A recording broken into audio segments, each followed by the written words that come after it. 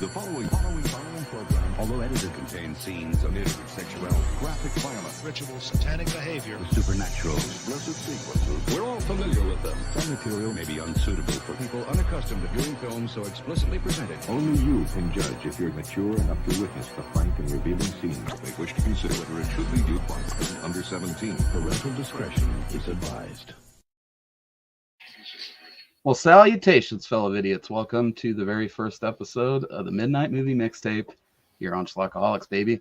We're joined tonight by Clint Myers of the Hamityville Horror Podcast, aka Clinterus. Evening. It's been a little while since we've hung out. It's been a little while. Yeah. I figure it's good to reunite around some sleazy 70's grindhouse flicks. It just always seem to hit the spot. As you know, you guys, what's that? Sounds like a good time. I sure hope so. We're about to find out. This is kind of a segment that I used to run on my channel back in the day, where it's sort of one part variety show, one part, trailer-thon, one part, I guess, clip show. And it's those things individually and sometimes those things all at once.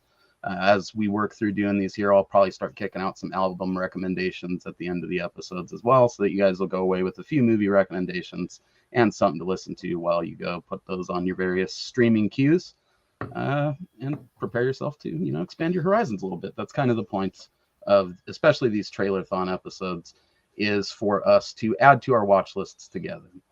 On Mondays, we typically do the Schlock Talk thing, but with Cody out of town on vacation, he's sailing the high seas with some cruise line or whatever.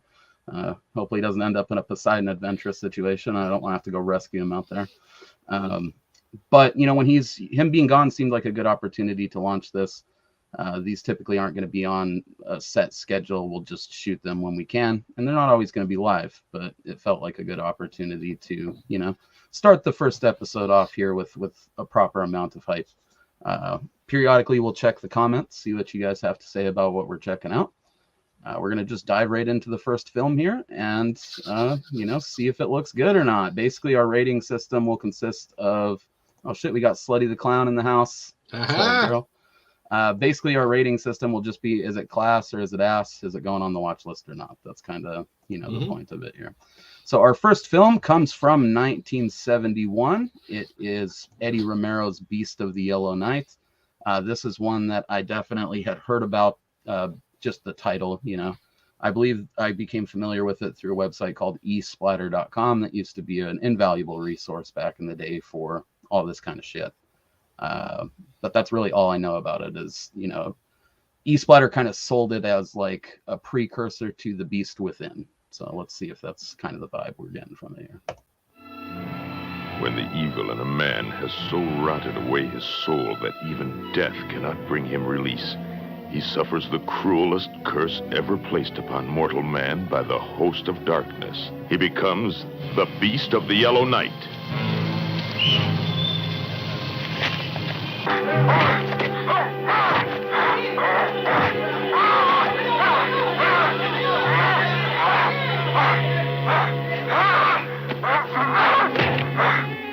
What happened to his face?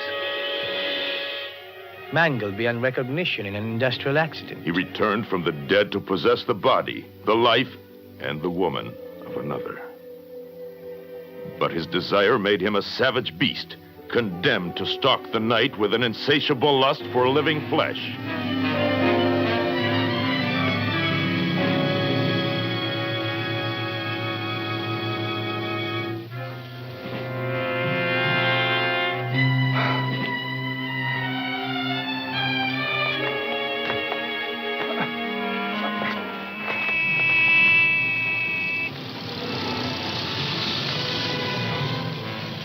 Nobody could have done that with his bare hands. What kind of a weapon would you need to rip out a man's heart with a single blow?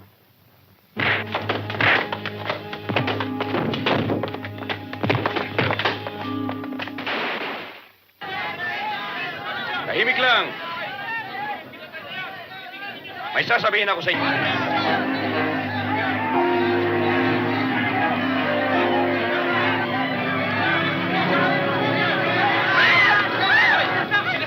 Patayin yan!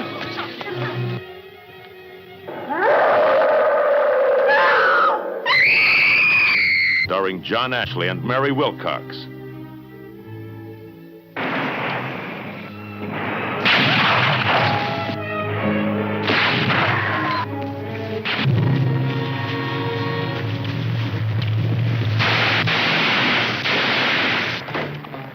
Beast of the Yellow Night. See it with someone you trust.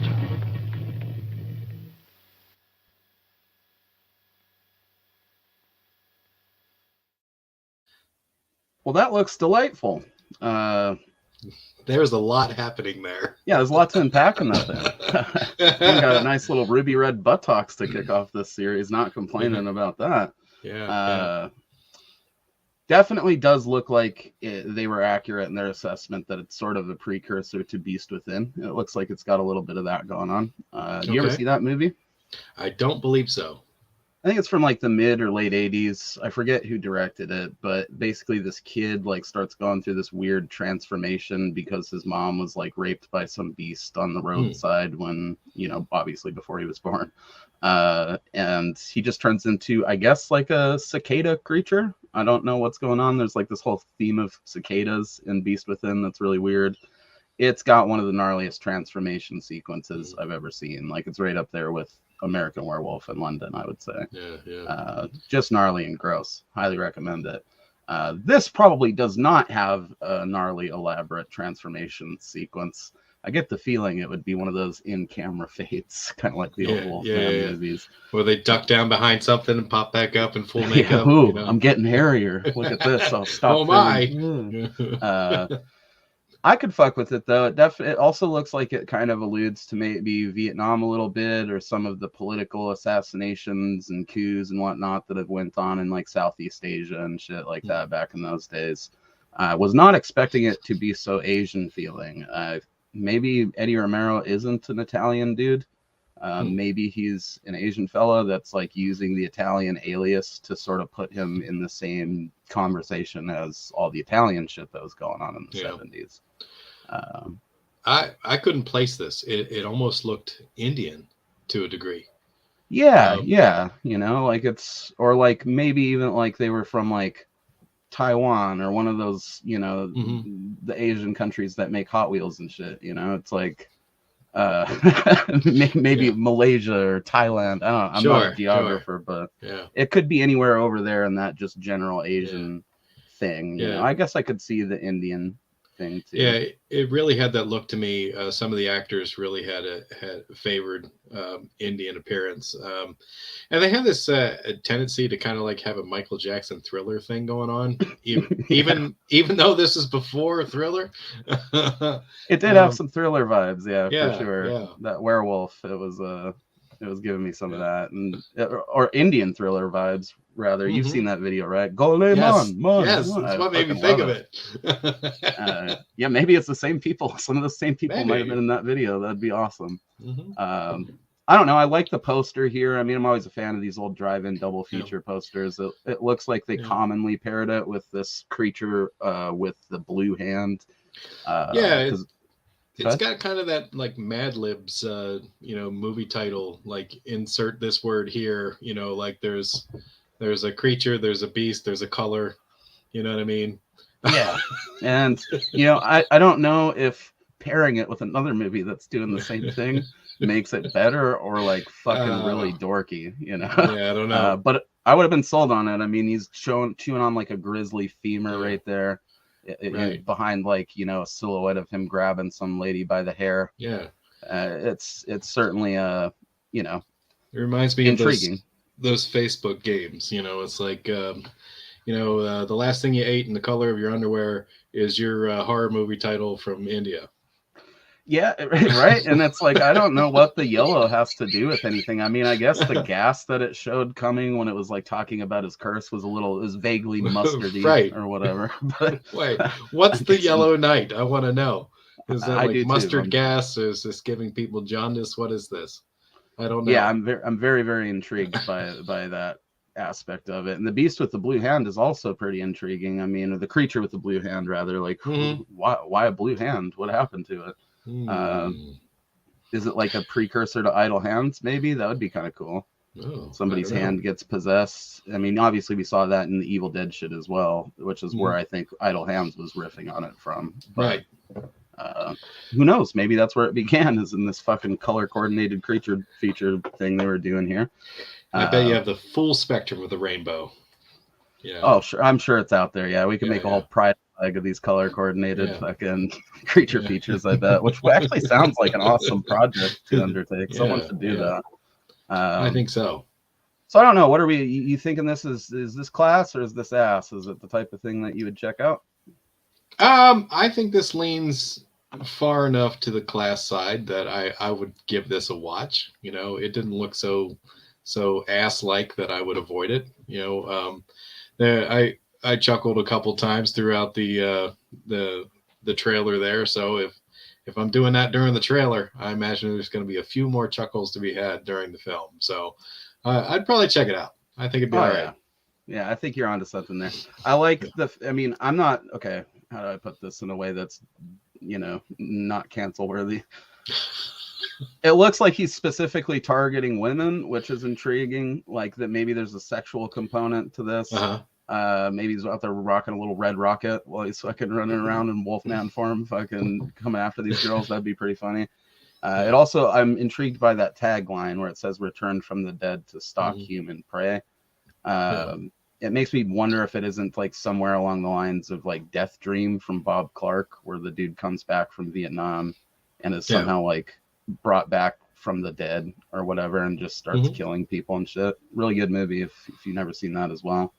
I think it was Tom Savini's first feature film that he did effects on, technically, because he was apprenticing under the dude that did effects for it at the time. Wow. Absolutely bone-chilling film. But, you know, I'm kind of wondering if this isn't along those lines, you know. It looked like there was a military element to the film, whether that's just them trying to corral this creature in the finale or it has something to do with the plot overall. It has yet to be determined, you know, but lot to unpack there, a lot to look forward to, it seems like. And, you know, at the end of the day, even if it's just kind of mediocre, there's nothing wrong with those like Universal Monsters style creature features that they would do in the 70s. Good beer and popcorn action. I would say while that leans into the class territory, it's definitely something I'll probably just be checking out on Tubi if it's available, or on YouTube. I don't know if it's the type of thing I would go out of my way to buy until after I'd seen it first. So. Agreed. Find a good rip on YouTube. Check it out. Yeah, there. Undoubtedly it's there, you know. We got like Indian Nightmare on Elm Street, if you ever saw that. What's up, Rich? I forget the name of it. It was Dickie like Mahakal or something like that, or I don't know. I can't remember the name of it. I always fucked it up. Oh, it's like an Indian Nightmare on Elm Street? Is that what you said? Yeah. If you haven't seen that, take a dive. Look for it. It's all right. Yeah, that's going to be going on my list as well. See, we're getting all types of movie recommendations here. We're only on the first film of the night. This is already fucking working out just like I planned. So we're going to run that next film right now and see what's up. Now, this one actually is sort of an unintentional fan recommendation. This comes from my buddy Boris. You could see him in Dark Zone 13 by Joe Sherlock and in plenty of the other episodes here on Schlockaholics. We actually did an interview with him. It was pretty cool. Worth checking out. His story is pretty fascinating. But Boris was, you know, suggesting some movies for this other podcast I'm like sort of associated with, sometimes called Delusions of Grandeur. And he threw out a bunch of IMDb links, and this was one of them. I just clicked on it to see what movies he was recommending. And it was like, oh, that looks cool. Like some sexy, sleazy 70s occult stuff that I tend to dig sometimes. And that movie is Lucifer's Women. This is from 1974. In the year 1954, 3 women claim to have made love to the devil himself. A story of sensual torment. Sounds pretty tantalizing there, eh, Clint? Yeah, it does. Let's give her a look. He made them become his slaves, to worship his unholy deeds, to love the devil.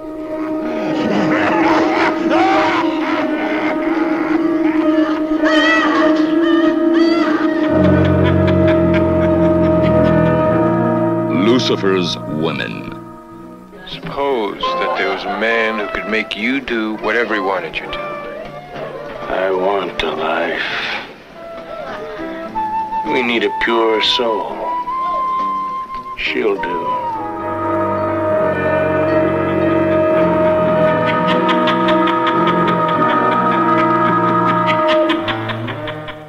He wants to ball you. He really does. He thinks I should persuade you. One by one, they fall under his power, entranced by the Prince of Darkness and his evil world.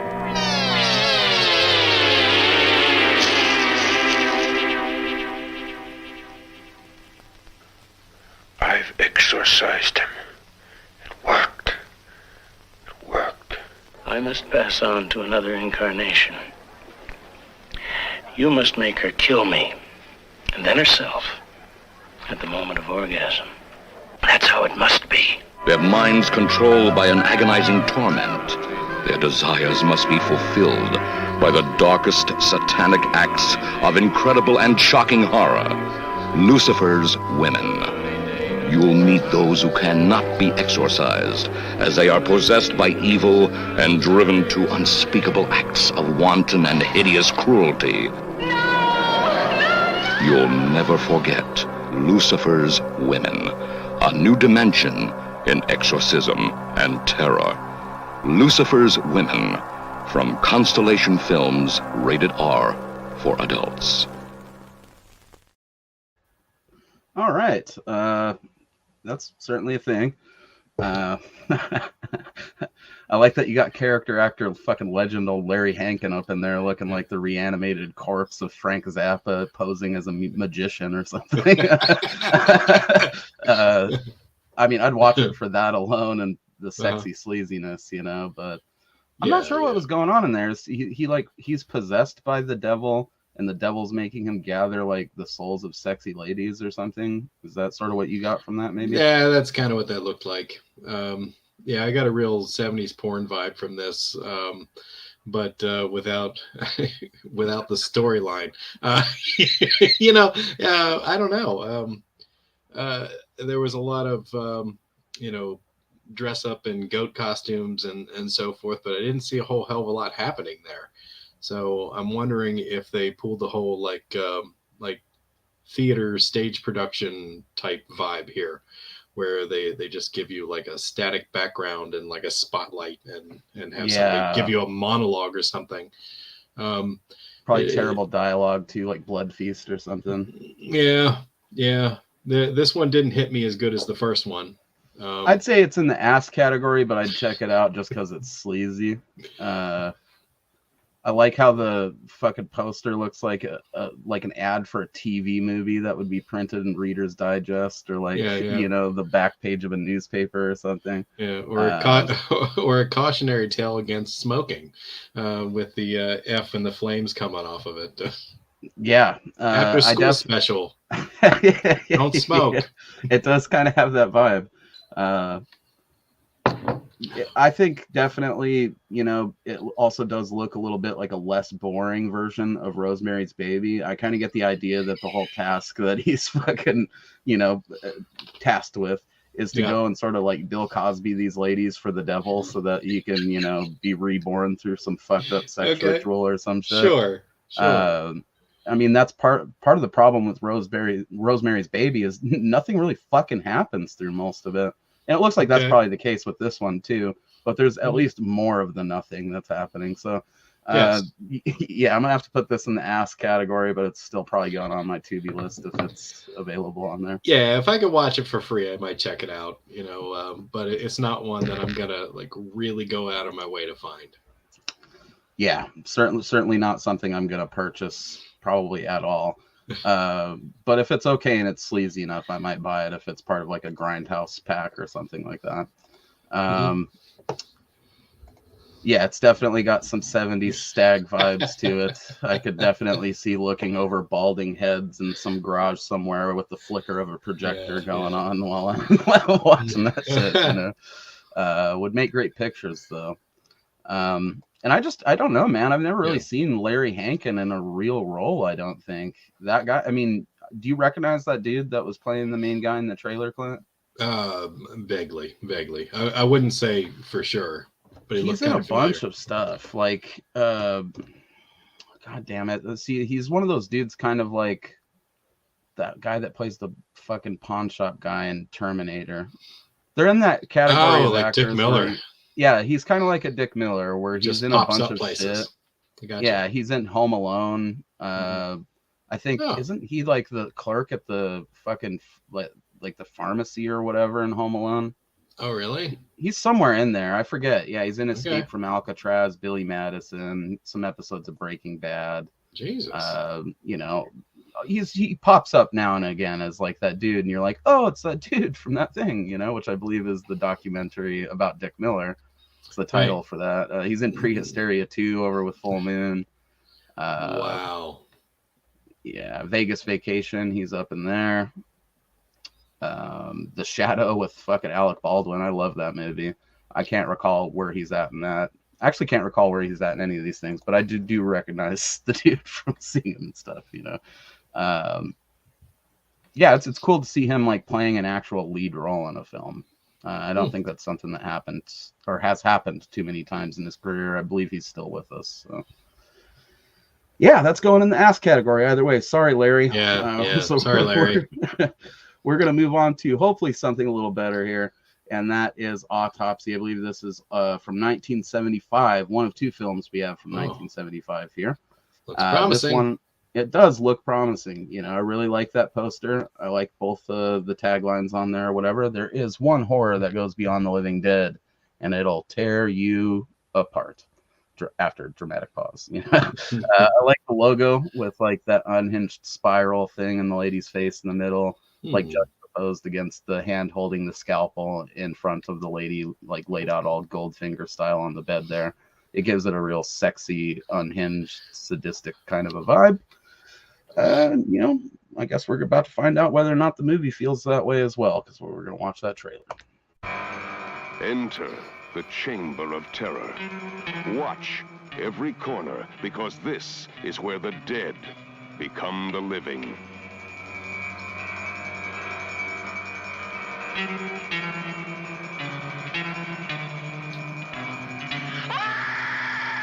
Autopsy. Witness the most unearthly horrors ever performed on the human body. Don't tell me you get your kids from this stuff. My interest is purely professional. Are you a doctor? That's right.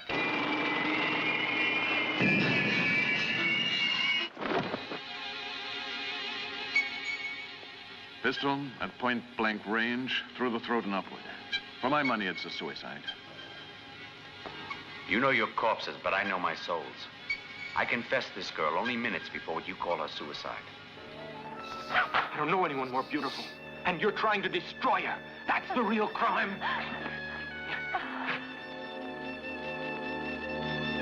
She is the girl who knows more about death than about love. And he is the man who teaches her about both. Someone is driving everyone closer and closer to the grave.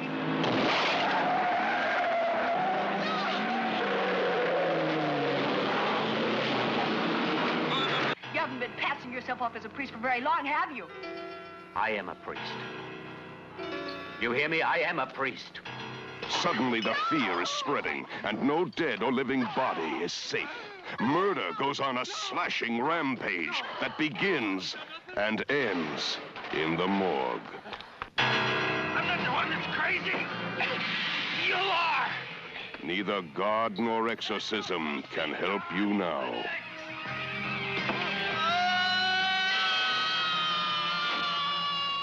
Enter, if you dare, the motion picture where death lives at its most terrifying.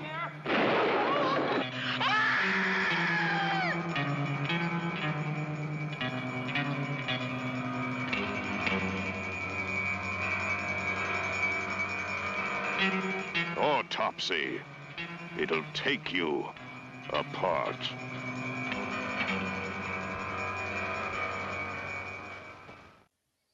And demonetized.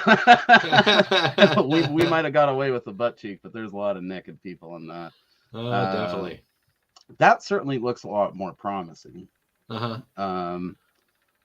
It kind of looks like one of those movies where, you know, you think the killer is somebody else or whatever, but then it turns out to be the main character the whole time, and she's just like deranged and sort of having out-of-body experiences where she thinks she's like fighting the killer, but really she is the killer. Kind of like High Tension, if you ever saw that movie. Yeah, I know what you mean. So maybe sort of a precursor to that vibe, I guess. I feel like this is one of those trailers that that basically gave you the whole movie in the trailer. Yeah. You know, I don't think that it's going to hold a lot of surprises watching the full-length feature. You know, of course, there'll be some more dialogue, some extended scenes and so forth, but I feel like we got the highlights there. That was all the important shit that happened. Now, there's a lot of boobs in there, so I might check it out just for that. But it pulled like that mid-70s horror thing where I feel like it got a little rapey at one point. So might have to deduct a couple of points from that. You know, but I don't know. I think there's enough class in there for me to check it out. You know, it's not all. Go ahead, sorry. It's not all the way ass for me. I'd say the movie looks class, but the trailer was kind of ass for giving away too much. I mean, yeah. It did seem like it spoiled at least one of the twists in the movie, just right there in the trailer. All the nudity of all shapes and sizes, it looked like, too. We had a thicker girl in there getting the that was all right. out. We had a couple of dudes. I mean, I'm always down with like that Bohemian Grove shit or whatever, where people are just getting naked and prancing around, doing weird things. I can fuck with that. Yeah, the rapiness it's a turnoff. I mean, it's not something I expect to be thrown in movies, but like you said, it is a staple of 70s sleaze, so that adds to the sleaze factor for sure. And it looked like he was maybe confronting her about being the fucking killer while ripping her boobs out. I mean, I don't know. Yeah. Seems kind of like a weird tactic thing for a priest to do, but okay. Hey man, you know, they're pretty sexually frustrated, as we well know. Better her than a small boy or something, right? Yeah. It's definitely going on my list of things to keep an eye out for. If it's available free somewhere, I'll check it out. I could even see adding that to my collection because that is kind of precisely the type of 70s sleaze that I collect. Big fan of the one-word titles too. Psycho, you know, is a great example of how those can just sort of portray everything you need about. They get the message across with just one simple word. It'd also be real easy to file into the collection if you're doing shit alphabetically as well, because just put it right up there at the top. I'm with you on the one-word title. They didn't go all Autopsy of the Green Squirrel or anything like that. They left this really simple, straightforward, to the point, like just solid, sleazy, mean-spirited 70s horror. Slutty said, "We in Assland again. Praise Jesus." We all about them cheeks on this show. I mean, I do appreciate it. It just was like an onslaught of fucking nudity. I feel like if that was if that was the first movie we showed, they might have even age restricted this. They still might, and they might have just taken it down completely if that was in like the first 10 minutes of this thing. Apparently that's how those bots scrub this shit. Like, you know, if you say certain things or show certain things in the first like 5 or 10 minutes of a video or, you know, like a podcast, you can just get it taken down. So hopefully, you know, all the bits and bobbles there past the cut, and this is allowed to stay live on YouTube. If it's not, welcome to Internet Archive. This is where I put the episodes that they fucking won't let me put online, you know. And you know, at the end of the day, even if the movie is kind of mediocre, that poster is pretty rad. So I'm glad I saw that. It's probably one I would hang in my basement just because it's pretty cool. Yeah, it's cool. You'll notice though that the white and yellow thing is definitely something that they were running pretty fucking hard in the 70s. Yeah, and they'll get you. Because our next film also does the white, black, yellow thing, and that is Exorcismo. I believe this is also from 1975. We got, you know, Spanish horror legend Paul Naschy up in this bitch, I believe playing the main exorcist dude, it looks like there.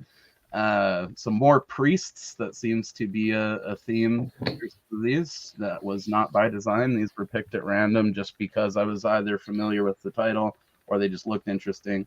This is one that I have heard tell about in the past, that there was like a crazy Spanish version of The Exorcist that's like way more nuts than the version that we got over here. So let's be the judge of that ourselves, shall we? Exorcismo, 1975. I speak in the name of God. Abandon this body. Abandon it, I order you. I speak in the name of God, in virtue of his power which is above all creation. In his excellent name I command that you immediately abandon the body of this servant of the Lord, and that you dare not come back to enter it.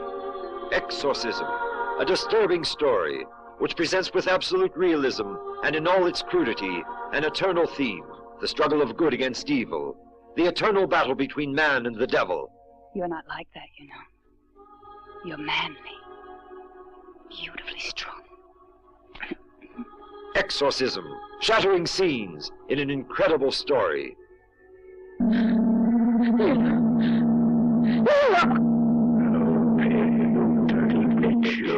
Exorcism, an intriguing film. Powerful. Realistic.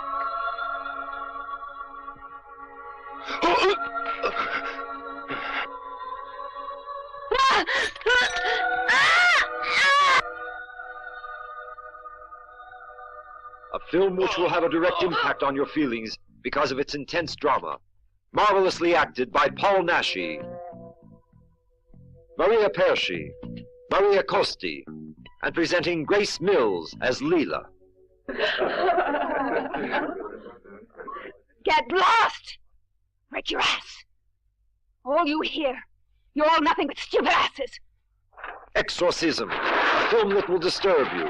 A basic theme which disturbs the world of today.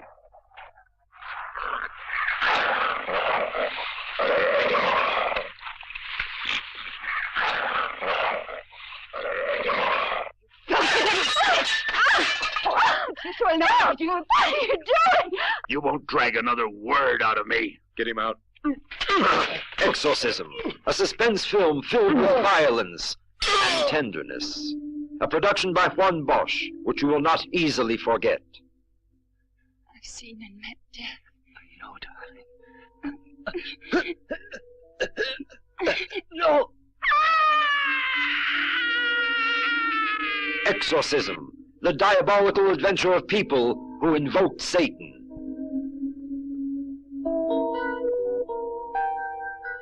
Exorcism, the film you will soon be able to see.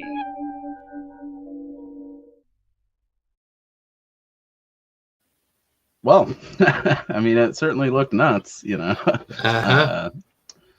I don't know if I'm going to rush out and see that one, but, you know, it's if you're a fan of The Exorcist, I guess go for it. I did notice that that's 2 movies tonight that have featured a dude with his head, like, twisted around, leaned up against a wall or in a closet or whatever. It must have been a more common gag in the 70s than I've been previously aware of, or we just hit the 2 occurrences that it could possibly ever be randomly lined up together. That's a classic gag. I see it in movies today. You know, they just put somebody's clothes on backwards, makes it look like their heads twisted around. I mean, but what are the odds of it being in 2 trailers? Like it's usually not trailer worthy in those things that we see it in. It's just kind of like a random gag in the movie, you know? Right. They were showcasing that shit like it was the cutting edge of special effects or something. It looks like it's got all the hallmarks of 70s fucking cinema, you know? It's got the sleazy sexual element. It's got a bunch of cat fights and people wrestling around on various, you know, bedspreads and mansion floors, I guess. It always seems to be the place where that stuff happens.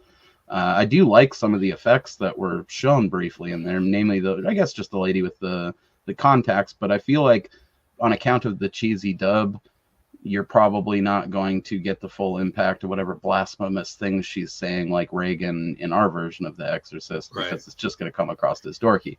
That said, big fan of a cheesy dub, so that's simultaneously a positive point and a negative point for the film. Yep. Well, it was clearly a rip on The Exorcist. I mean, there was imagery they seem to have borrowed directly. I did like the Easter egg, you know, contact lenses that she was wearing. That was pretty goofy looking. I'd have to say though, I felt like this would have been better if the priest had been played by Chuck Norris. I would have liked to have like a lampoon of The Exorcist and just have that dude like roundhouse kicking like that kick dog, that bitch right out a window, or kick her down the stairs as like a double reference to instead of her crawling backwards, Chuck Norris just fucking roundhouses her right down. She bounces off every fucking stair or something. That'd be great. I feel like the people that mentioned that to me made it sound way more insane and less cheesy than it looks like it is. So that's really more on the people that recommended it rather than, you know, the film itself. I mean, it seems to be very aware of what it is and is not taking itself too seriously. I also have to give them some credit for seemingly kind of doing their own thing with it, as opposed to just shooting The Exorcist again, sort of shot for shot, but as a Spanish horror film. For sure. It looks like it gets sleazy and weird with it. It's probably a fun watch. I'm gonna have to file it in the ass category, but I feel like I sort of knew that going into this too, because I'm not a huge fan. I'm not one of those people that worships The Exorcist. You know, it's all right. It's it's what it is. A little bit of demon possession goes a long way, and exorcisms, I can take them or leave them. And this one, if those were the hot pieces taken out of the movie for this trailer, then I'm thinking there probably isn't a lot of additional great things to see during the film. So there is filler for sure. I feel like this movie probably has, like a lot of 70s movies like this, like maybe an extended scene of a hot chick just shopping at a department store that gave them money to make the movie. So it's like an extended sequence of her walking through a mall with elevator music and just junk. I feel like there's a lot of junk in there probably. Paul Nachi, he's always a treat to see. Dude's a Spanish horror legend. If you're into werewolf movies, specifically cheap werewolf movies, definitely worth looking into Paul Nachi's werewolf epic franchise. That it's really like, I think 12 movies that he shot where he plays the werewolf in the movies, but they're like unrelated stories, kind of like a Zatoichi or a James Bond type of a thing, but there's like some continuity through them. I've never watched all of them, but I have seen a couple, and there is actually one that's been lost to time apparently. So there's only 11 actually available to watch now. But that Paul Nachi werewolf like franchise, I guess, is something I've been meaning to try and collect at some point here. In terms of the poster for Exorcismo, I dig it. I like the font there. I don't know why. I have no explanation for that. I just do. Looks like something that would be printed on the side of a crate that a creature would fucking break out of or something. I like this weird silhouette, like skull sort of Grim Reaper figure that's on the front of this here. The outline of it reminds me a little bit of Manos Hands of Fate for some reason.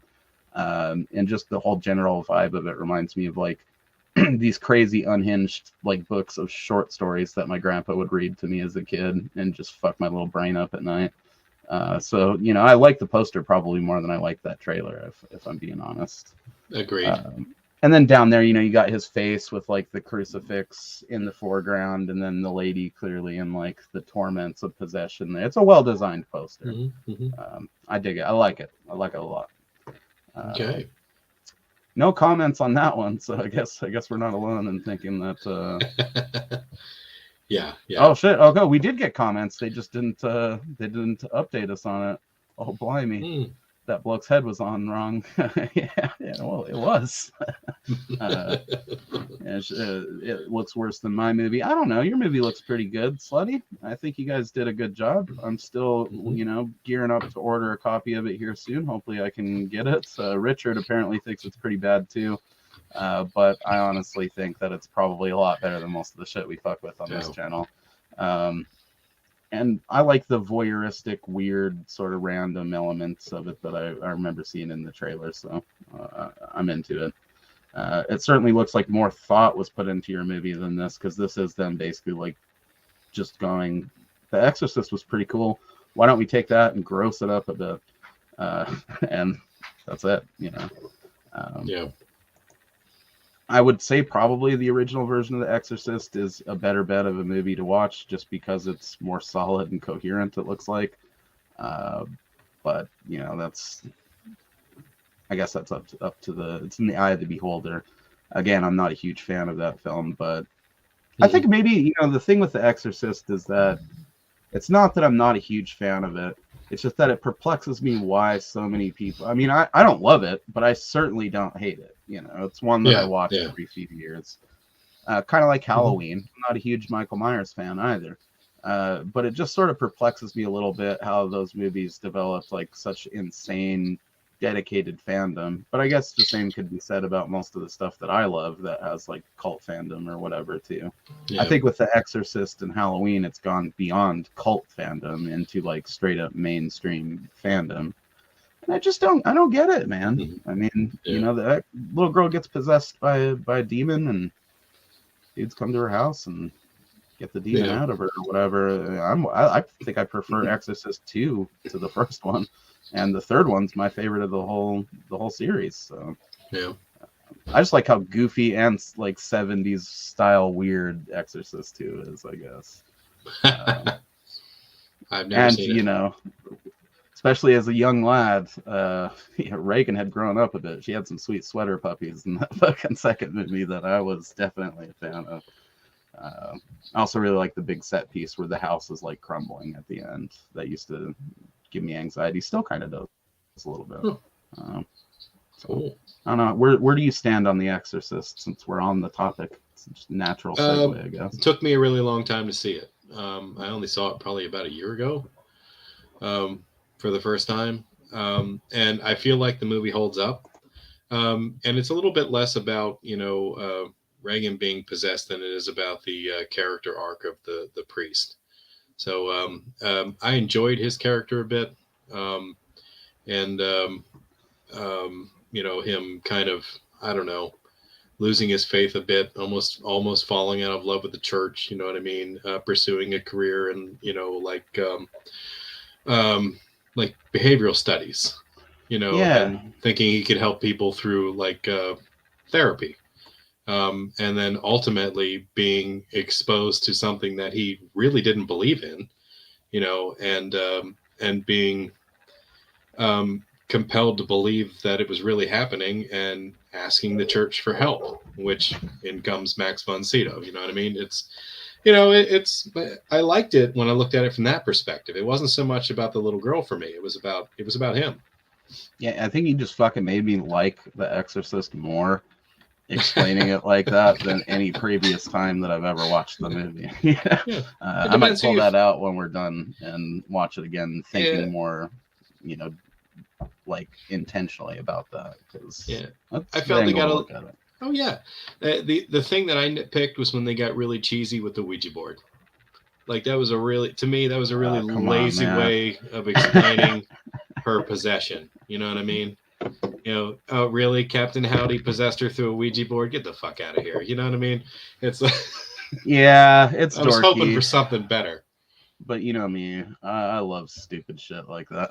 It's hard for me to be too bummed on it. But I don't know, man. I guess what it really boils down to is like, The Exorcist is one of those movies you get sold real hard as a young horror fan. And then when you watch it, especially being from like the era of horror that we're from, it's easy to be kind of like underwhelmed with it. Because outside of a couple of really cool effect scenes, there's not a ton that happens in the movie. Most of it is just a kid in a bed swearing,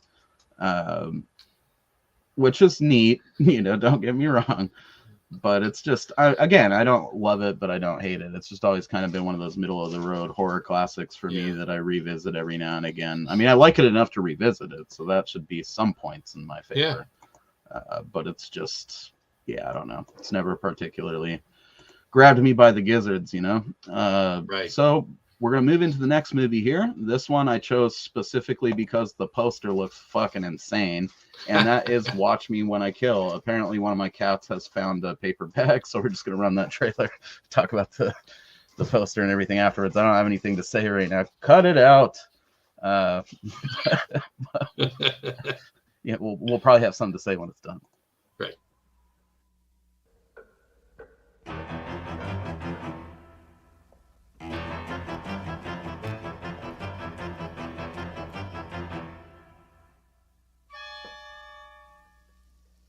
Watch me when I kill.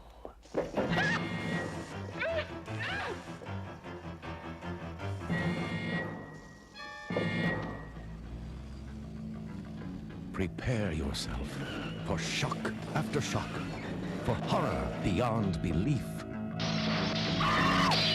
and spine-tingling suspense that never lets go.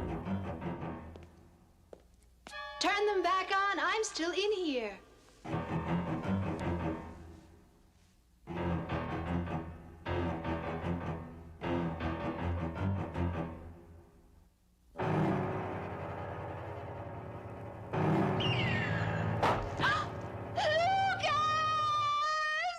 Watch me when I kill.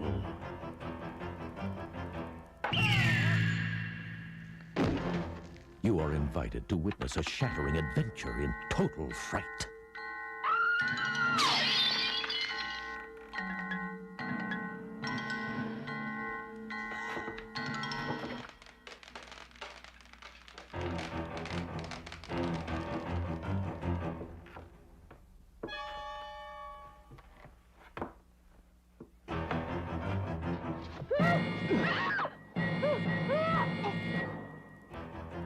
You have never experienced the sheer terror, the menacing suspense that awaits you when you see Watch Me When I Kill.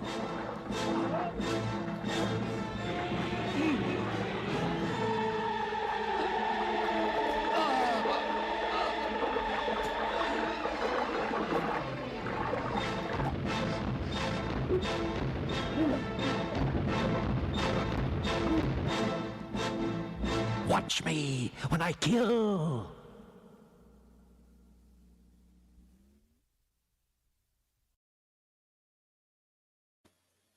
There we go. You know, that's sort of some just bare bones classic slasher type action there. I could fuck with that pretty hard, I think. Again, we've got, you know, the white and yellow and black motif on the poster here. I think yellow just shows up good on the dark poster art. So. They do. I don't know, thoughts? I'm glad they said that. I'm glad they said the name 6 times. I almost forgot what it was while the trailer was happening. I don't know. I was having trouble following what was supposed to be happening. But I feel like that's one of those movies where it doesn't matter, though. You know, it's just gonna be people getting killed. Yeah. You know, obviously there's some clever twist probably of who the killer is. They really still like those whodunit horror films like that, which is fine. I mean, you know, but most of the time it's telegraphed way too early in the movie. Scream. But you know, we can get beyond that. We've been doing this shit a while. It looks like it's got some fun kills in there, man. I mean, you roasted a bitch's face in some goulash. Yeah, that was interesting. And he strangled Larry Fiennes from the Three Stooges in that tub. So that guy looks like prominent. Everybody I imagine being like that specific dude looks like every guy I imagine being at the stag party where they show Lucifer's women, you know, in that garage on the projector. Like it's a bunch of those kind of heads that I'm looking over from the back of the room. I don't know. It looks like a definitely, you know, just a random, fun little mean-spirited slasher flick. Yeah. There was certainly no shortage of those through the 70s or the 80s. Yeah. It had an overdub that gave me kind of like an Italian vibe. I don't know if that's what this was. It looks like it was directed by Anthony Bidot. So yeah, that could very well be a thing. That could even be French. It could be. It's not spelled the fancy way though. It's just B-I-D-O. So that makes me think Spanish or Italian, you know. Yeah, I can see where you're going with that. It definitely doesn't look as sleazy as some of the stuff that we've been watching here tonight, but that could just be on account of them focusing on the kills more so in the trailer there. It doesn't look like the type of thing, and I would assume it's not the type of thing that has any over-the-top gore in it for the most part.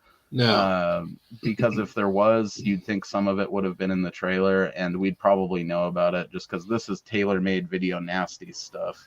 If it was violent enough to warrant it, the fact that I've never heard of it leads me to, maybe this is me speaking out of turn, but the fact that I've never heard of it leads me to believe that you know, it probably wasn't violent enough to be notable. So it might not be that great, but as like a 70s curiosity, I don't know.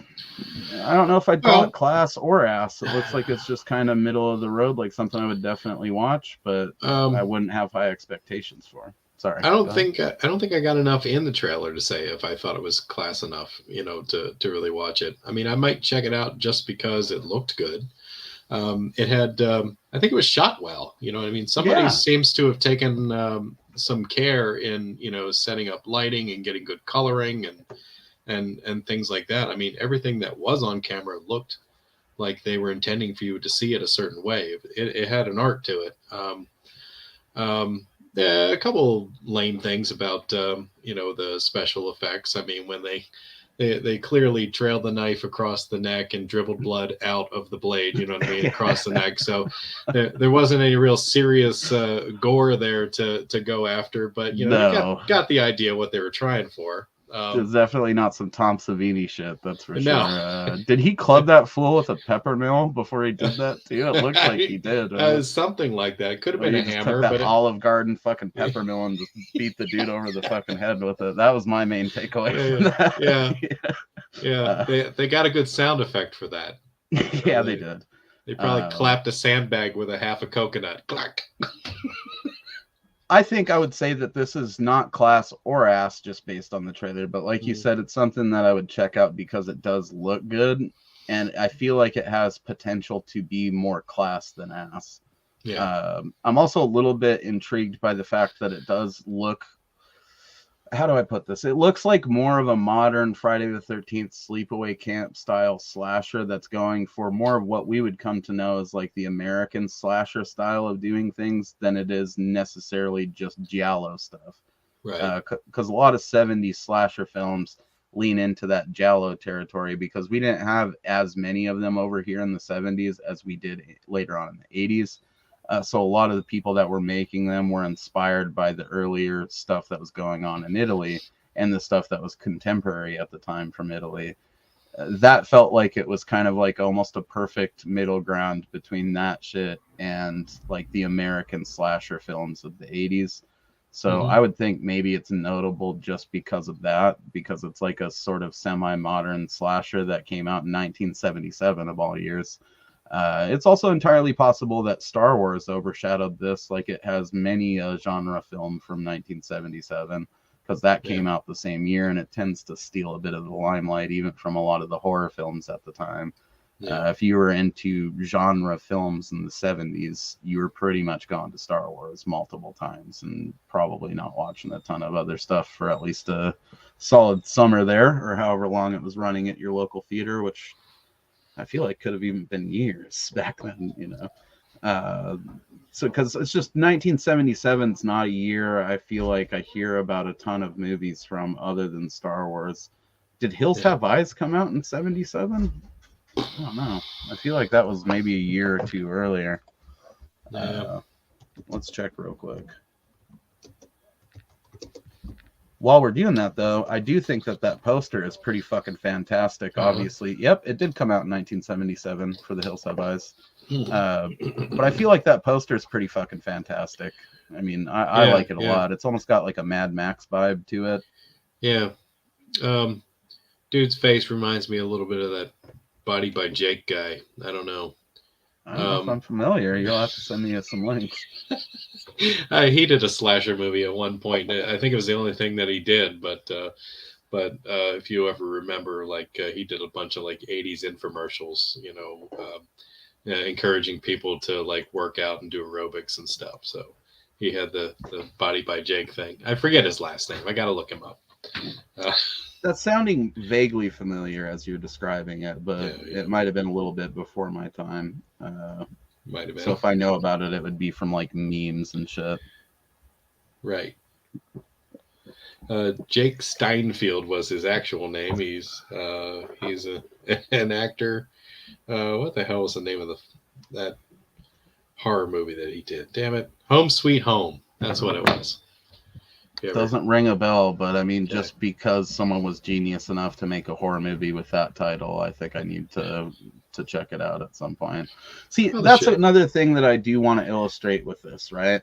Like, a trailer and a fucking poster is all you need to sell a movie. You don't need a billion social media posts to do it. You don't need, 7 different fucking versions of the trailer.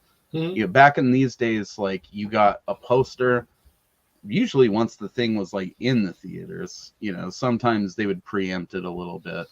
But then you got like a trailer, a TV spot, and a radio spot, and that was it, Nowadays, I feel like there's this epidemic of studios putting out like a million versions of the trailer, to the point where they all sort of end up like that Autopsy trailer, where you feel like you basically got the whole movie in the trailer, and there's almost no reason to watch the movie immediately.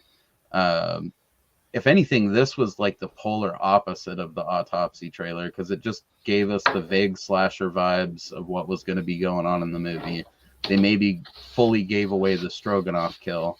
But other than that, it felt like, I don't know what the fuck that movie was about. There was no context given for anything that was happening in that trailer. So it just was like, oh, these look like pretty sweet slasher kills, but I don't know enough one way or the other to know if this is like something I'm going to love or hate, I think that's better than giving you too much, Sure. Yeah, leave it vague. We know enough about what they're doing, we just don't know why they're doing it. So, but watch me while I do it. While I kill. Exactly. Hopefully that fucking font right there is taken from the movie, where it's like written in lipstick of one of his victims or something. I think that would be pretty rad. So we're going to jump into our final trailer of the night. This is one that I am definitely familiar with from the title and from seeing it pop up in various B-movie groups. It's been one that's been in my queue on several different streaming platforms over the years, and I've just never gotten around to watching it, but I feel like John Carradine trying to talk with vampire teeth in his old corpse mouth is going to be fucking hilarious. So we're going to check that out right now. Prepare yourself for horror unspeakable. Vampire hookers. It may be the most exciting emotional experience you'll enjoy this year. You like the way I look? Yeah. A red-blooded American. What the hell is this? That, my friend, is not the question. To be or not to be, that is the question. You're out of your mind, pal.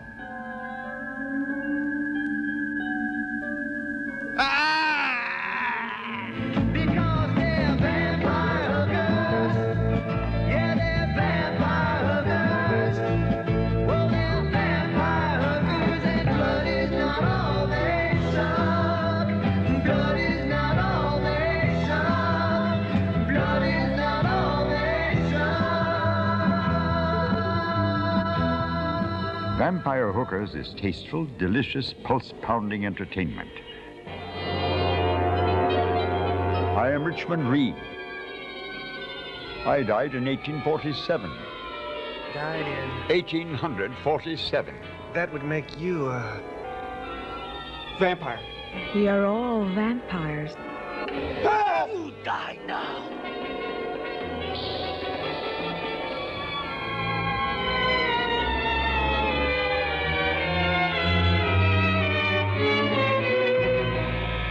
Vampire Hookers, close encounters of a different kind. That looks delightfully terrible. That's exactly the kind of stuff I'm hoping for. Honestly, Carradine did a lot better talking with those vampire fangs than I thought he would. Yeah. So I'm a little disappointed that it didn't sound like a dude with his dentures falling out, because that was what I was picturing in my head. We love you, John Carradine, as well. Rest in peace wherever you are. I'm not saying any of these things disparagingly. We all have seen, if you're into B-movie stuff, eventually you've seen a movie where they propped John Carradine up when he was on his way to being a corpse and had him read some lines, It just happened. It was a thing they did in the 70s and into the early 80s, I feel like, where he was kind of doing like the Bruce Willis thing, where he was trying to work as much as possible towards the end of his career. So as hilarious and kind of sad as those appearances are sometimes, I still love them because they're either good for like a laugh or they're kind of nostalgic, you know. That looks like it falls more on the nostalgic side, like it's John Carradine with a little pep in his step still. So I'm willing to fuck with it just for that and like the sleazy, purposely campy like vibe that it seems to have there. I especially like the part where he says when he died and the dude is like trying to do the math in his head or something, like that would make you, and then the other guy's like, he's a vampire. Like vampire. It doesn't matter how fucking old he is. He just told you he died, you know. Original theme song for the movie too, which definitely adds some fucking stars to that thing for me. I'll watch it just for that fucking theme song. It sounded like it slapped too. Yeah, this was delightfully bad. I'm so in, it's ridiculous. I would check this out for sure. You know, this seems to lampoon the vampire genre.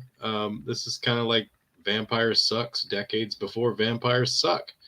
Right. And and the one-off theme song just nails that home. You know what I mean? Where this is definitely a movie that's making fun of vampire movies. You know, so I'm totally there. That's full class all the way, baby. I'd give this a shot. That's definitely class for me.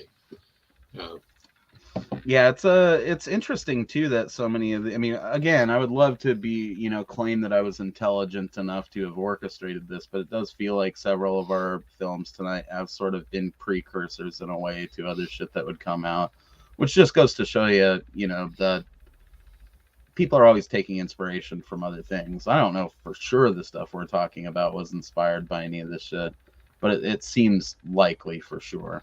This is also one of those movies that it seems like surprising that neither of us would have checked this out already, just based on the kind of garbage that we're into. Yeah, and the kind of garbage title that this alone really is. Yeah, it's like, yeah. Again, I was familiar with it based on the title because it is definitely like one I've seen pop up over the years. You know, the fact that it had John Carradine in there and the fact that it's called Vampire Hookers was enough for me to like mentally file it away. So when I was scrolling through the playlist of 1970s horror trailers and I saw it, it was like, well, that's going on there for sure. You know. Yeah. I really love the poster here, how it looks like the cover of like a choose your own adventure book that you would check out of your fucking school's library in the 90s. For sure. But then it's got like these sort of like vaguely dirty taglines like warm blood isn't all they suck, or they're a close encounter of a different kind. Just good stuff. I mean, that's the type of trash that we live for over here, and you guys as well over there at Hamityville. I mean, probably something that should go on our list of submissions for the future for, you know, like discussion episodes. I imagine that there'd be a lot of mileage that could be taken out of there. I would think so. Yeah. So yeah, guys, that's the end of our trailers here. Let's see what they have to say down here. Times are different now. Social media sees all, which, you know, there's a follow-up to, you know, Richard's comment about how YouTube sees everything, and it's true, man. I mean, it's, you know, everything you're doing is kind of being filtered through the tastes of other people and what they deem to be appropriate or whatever. And it's odd how many times like stuff that's relatively innocuous, I mean, it might be like some horror shit that has boobies or like, you know, explicit content in it, but it's not really politically charged or anything like that. And even that shit's like starting to get cracked down on again sometimes, which makes me feel a little uncomfortable that we're going to approach like a Tipper Gore sort of parental group phase where they're trying to come after this stuff. Thankfully, most of the shit we're doing, there's not enough people that give a shit about it to like make it fashionable to cancel it on these larger platforms. So I guess we exist in a fun gray area, kind of like punk rock back in the day. You'll notice none of those guys were involved in those Tipper Gore like hearings or whatever. You didn't see any of the dudes from fucking, I don't know, Dead Kennedys up there with fucking D. Snyder reading his speech or anything like that. Like, who gives a shit? I would think a lot of this stuff is sort of aimed at specifically offending some of those people. So if they're mad about it, it's probably a good thing. It does make it a little hard to cover on the internet sometimes. It does. I think half of these movies right now were the ones that were meant to, make your parents question whether or not you should be watching that stuff. Vampire Hookers, on the other hand, though, did seem like the kind of thing that might even be sort of fun for the whole family. It didn't really look that offensive.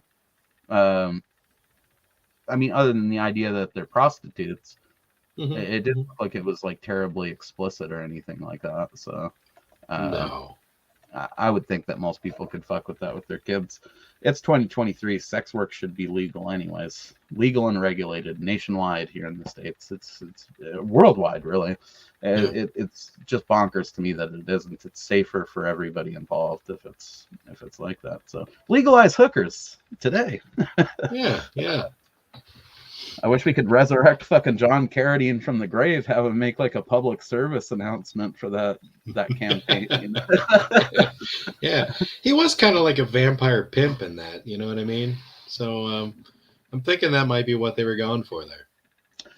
Yeah, but he also looked like he was like, it was like a pimp mixed with like a host of a children's show or something. I guess that little bow tie just gave me Pee Wee Herman vibes or something. It had a very deep South feel to it. Like he was like a fucked up like vampire pimp version of Colonel Sanders or whatever. Yeah, I guess like a plantation owner or something like that. Yeah. Right. Yeah. I feel like Finger Licking Good would have worked as a tagline for them, just like it did the chicken. So yeah.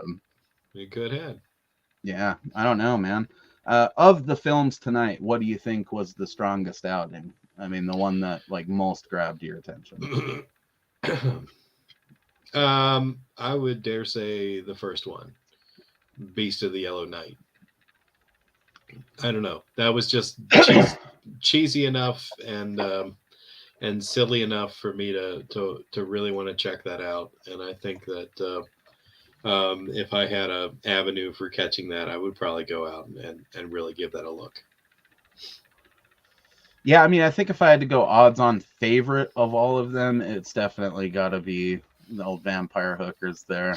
I think, though, if I had to just say in general, the ones I'm most intrigued about, it's got to be Autopsy, I think, even though they gave away a lot of the trailer. Like that one and the Watch Me While I Kill are, I think, are the two that I'm most likely to actually add to my collection. Vampire Hookers is fucking going in there.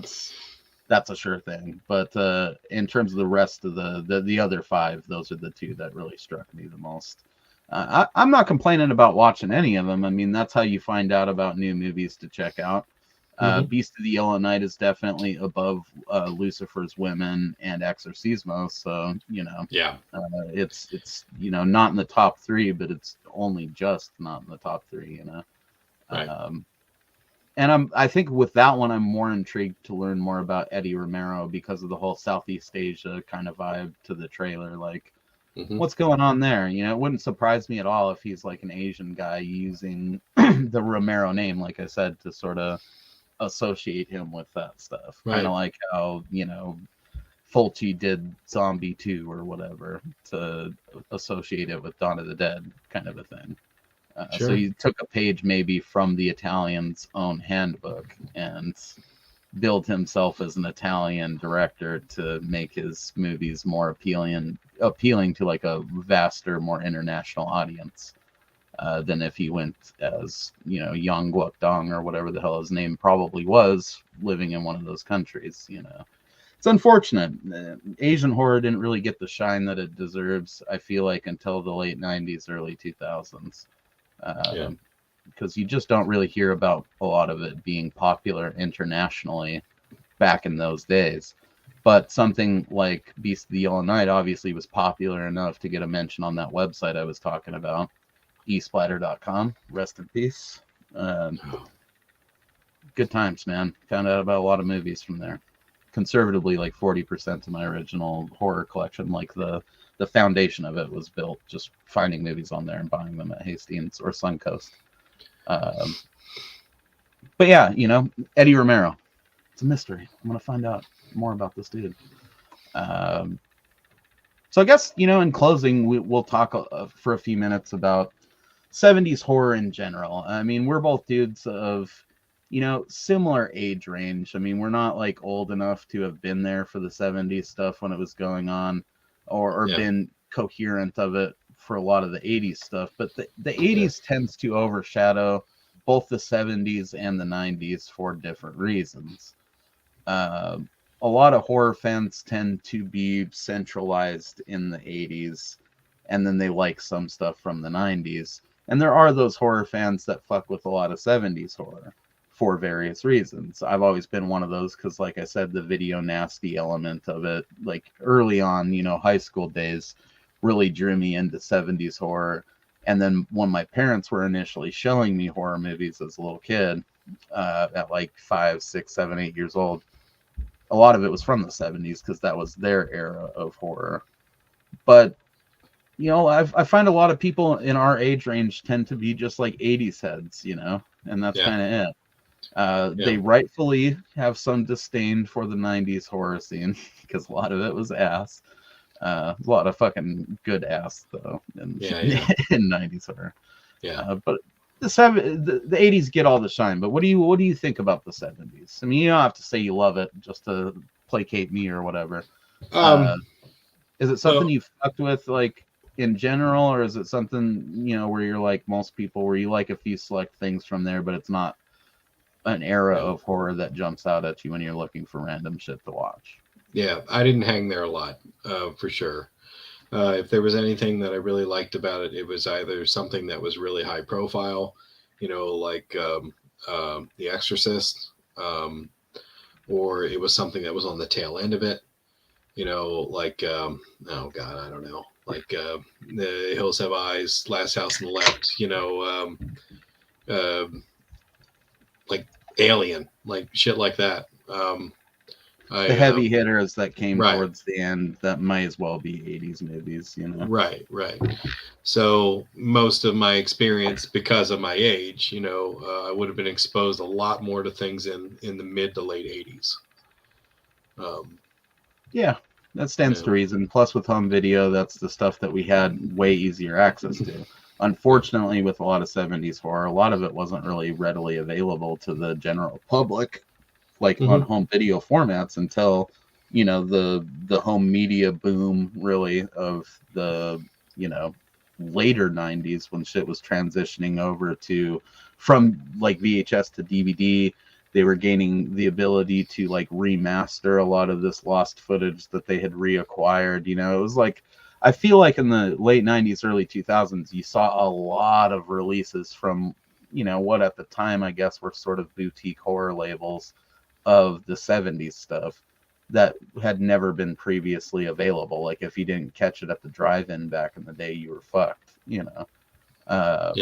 So, my involvement in it also coincided, thankfully, with that period of it, where, like, I was getting into heavily collecting horror with my own cash, and I had access to the internet, was able to find out about this kind of shit.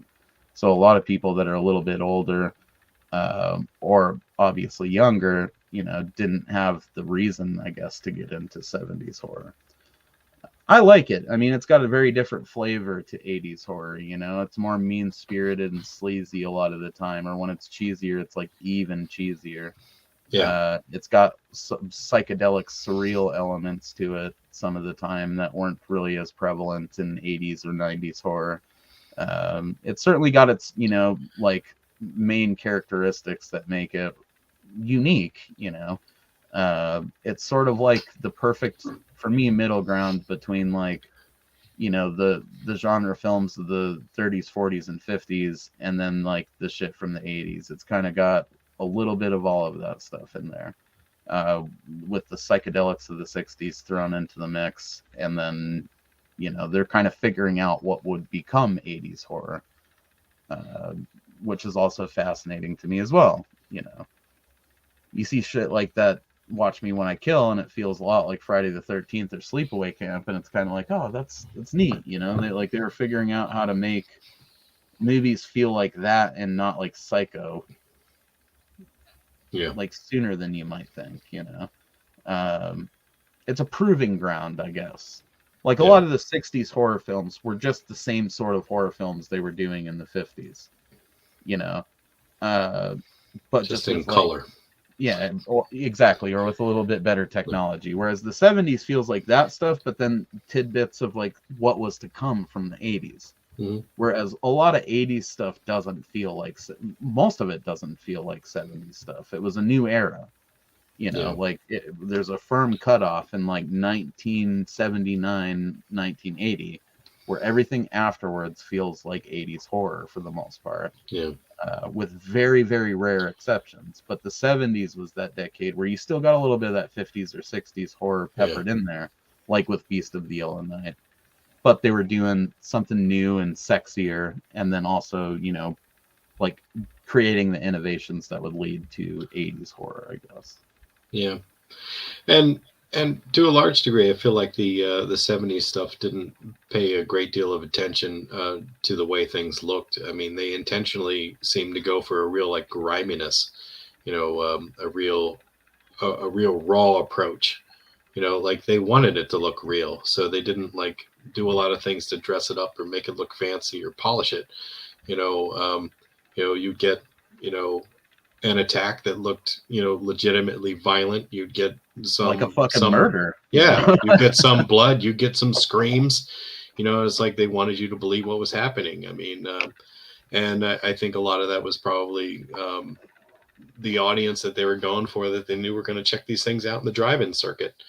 You know, it's yeah, or the grindhouses. I mean, you're Right. onto something really cool with that there, dude. Like the same audience by and large that was watching porno was watching the horror films in the 70s, because a lot of them outside of the grindhouse circuit played at the same theaters. You know, so you would go in there up until like midnight. It would be like these kind of grindhouse movies that we were looking at tonight. And Yeah. then some of them would switch over and show fucking skin flicks after Yeah. hours, you know? Yeah. So a lot of it has that same sort of gonzo approach, you know? You watch something like Last House on the Left, even, it feels like something that was like shot with somebody's, you know, portable camera almost, and meant to look fucking disgusting, you know? Sure. Which I think, again, by and large, is something we lost in the 80s. Horror films got a lot more polished, and I think that that's why the SOV boom happened, is because through the 80s and the 90s, the horror films still felt gritty, but they were polished enough that they felt like Hollywood productions, a lot of them. Yeah. You know what I mean? And then in the 90s, shit got so polished that it became like fucking bubblegum. And you might as well be watching Dawson's Creek or fucking One Tree Hill or whatever not One Tree Hill, Party of Five or something, you know, but just people happen to be getting killed, you know. So all of the grittiness and texture was completely taken out of horror by that time. And then you look at the late 90s, early 2000s, people introduced the grittiness and texture a little bit again with the found footage stuff, and it explodes. Because subconsciously, we all want to properly be scared by some of this shit. You know? Even though we've grown up on it and we think it's cool that we're desensitized to it now. I mean, you know, a lot of horror fans take great pride in saying, I haven't been scared by a horror movie since I was like 8. And while that's cool to say for a minute, it's also an unfortunate reality a lot of us deal with. I want to be scared by these fucking things, you know? Found footage doesn't do it for me. But the unhinged like train ride that you're on with a lot of 70s horror does, because you don't know what these fucking maniacs are going to do in their bell bottoms all full of acid, you know. It's like a different time, you know. For sure. I'm a lot more scared by something like The Hills Have Eyes than I am by the Blair Witch Project, and that's really down to personal preference. But it's the same sort of a thing. You don't know what they're going to do next, and there was no precedent for any of this shit, so it could be literally anything. Right. Or Texas Chainsaw Massacre. I mean, you know, that was 74. That still echoes today. We've got people still making fan films about that. Sawyer Massacre. We should have the dude that was a location scout and 1 or 2 of the stars of the film on here in the very near future. So very cool. Very cool. Yeah. We talked to Steve Merlot, and we talked to Jesus. What the hell is his name? God damn it. I had it there for a second. I lost it. Yeah, he played He's a Rex in the dude. movie. Yeah, he played Rex was in the film. Yeah. Yeah, yeah. I wish I could tell you his name right this second. Yeah, it's you know, I think that's the well they've gone back to several times with the remakes as well, because stuff from the 70s has never been really done to death either. You know, a lot of that horror was just kind of left in its decade, whereas everything that was successful in the 80s had like too many sequels and maybe overstayed their welcome a little bit. But you go back to the 70s and it's like most of it's just weird stuff that was made to pull in its budget times 2 at a fucking drive-in, and then they never made like a sequel to it, you know. Oh, totally. So it's back when horror had more of the Wild West elements to it too, I think, where everybody could just do what they want. There was a good chance they were going to sell it to a local drive-in circuit that would play the shit in several theaters, you know. Yeah, they're hoping to cash in a couple of weeks, you know what I mean? Yeah. 3 weeks in the drive-in. Exactly. Then you get out there and you just make the next one.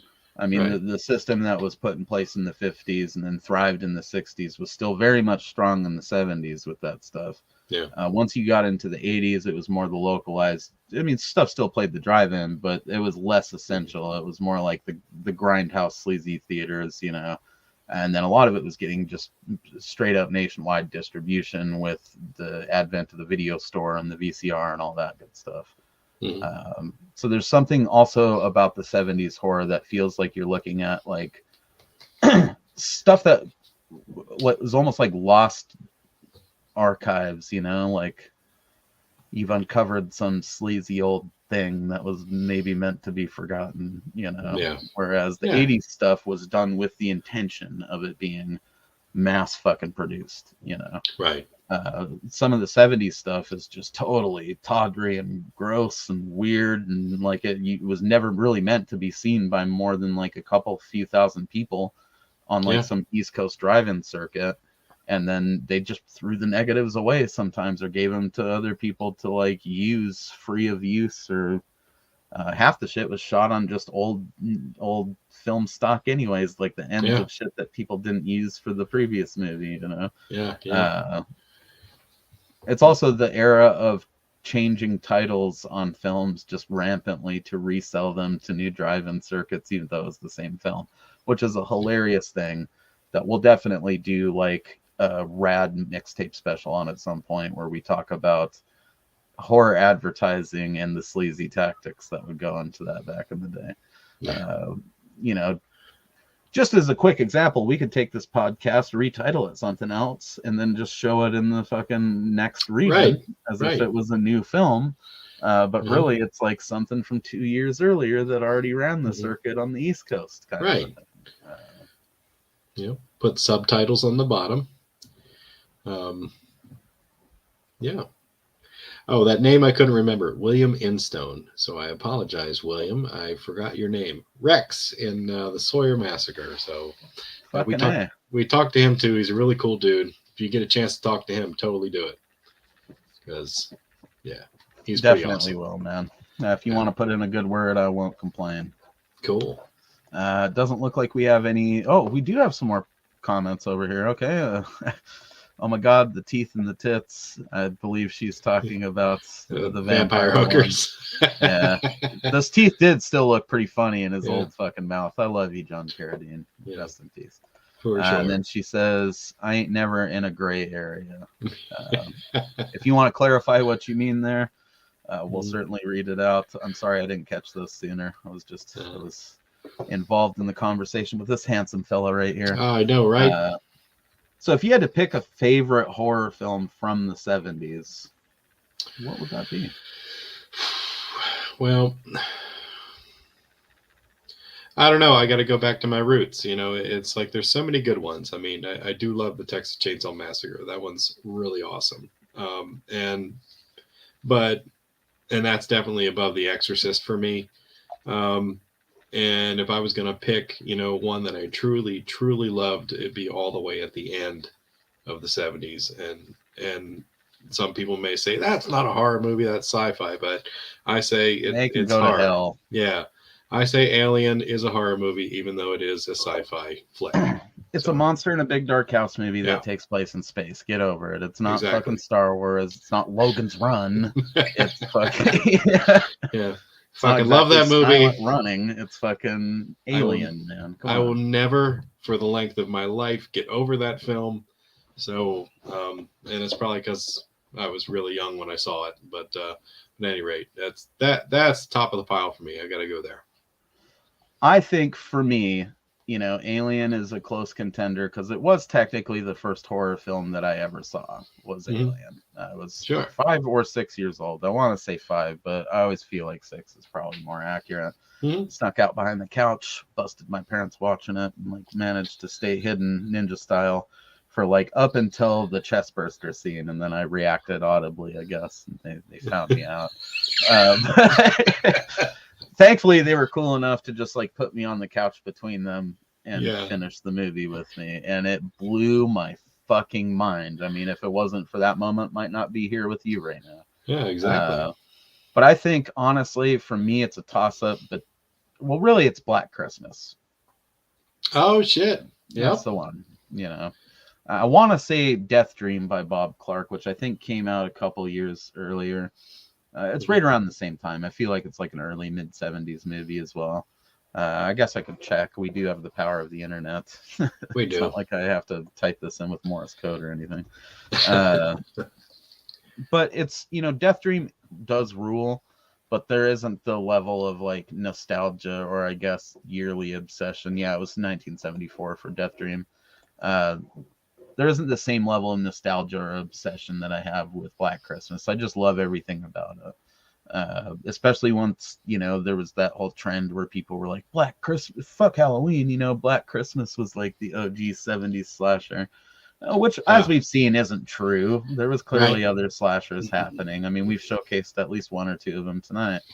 But it's a pretty good one, and it's bone-chillingly fucking scary, I think, still to this day. The idea of some dude just like living in the attic of your frat house and killing people without you knowing that he's up there is nuts. It kind of took like the whole vibe of When a Stranger Calls, but added like proper gross 70s sleazy slasher fucking vibes to it. And it's just a winning combination, so that would be my favorite for the 1970s if I had to pick. But Alien is a very, very close second, if not just tied with it. Well, since you brought up Black Christmas, I need to ask: did you bother checking out the fan film that came out called "It's Me, Billy"? No, but I might have to run that as a double feature with that My Bloody Valentine fan film that just came out. Because both of them sound like shit that I need to fucking see. Valentine's Bluff. Plus, got a couple of friends that are fucking repping that hard, but definitely one that I need to check out. I like a good fan film, as you know. So they're going on the list. We've came out of this with a lot of good movie recommendations tonight. I think it's time for me to return some of these cores to the sea while Clint plugs whatever he's got going on right now. So we're going to do that, do our closing statements, and then get the fuck out of here. All right. Well, I should mention that the Hamityville Horror Podcast is up on YouTube as well as up on all of your favorite podcast listening platforms. We do occasionally do movie reviews, but for the most part, we've lately been existing as an interview podcast. So we've been getting a lot of cool names on there lately.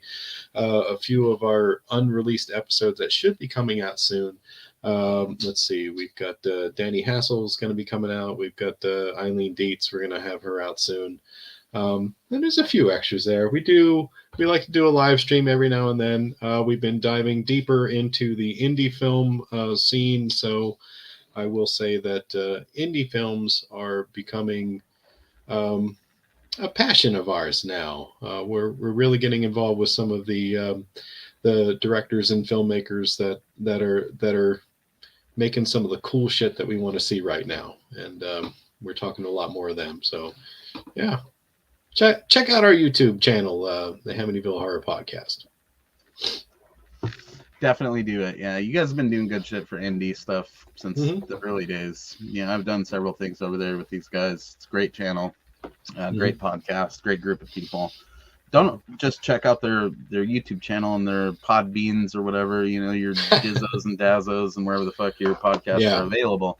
Also join their Facebook group. It's pretty fucking dope. For sure. A lot of good people over there. A great place to network if you're into indie stuff. Hopefully we'll be seeing Clint over here for more of these in the future. I don't like me being on that side. Yeah, you better switch it back. Switch it back. Definitely hope you come back around for some of these, maybe a schlock talk or two down the road. We have a good time over here, I think that this is a valuable tool, these kind of segments for us to go through here. I mean, we both came out of this with several movie recommendations for the night.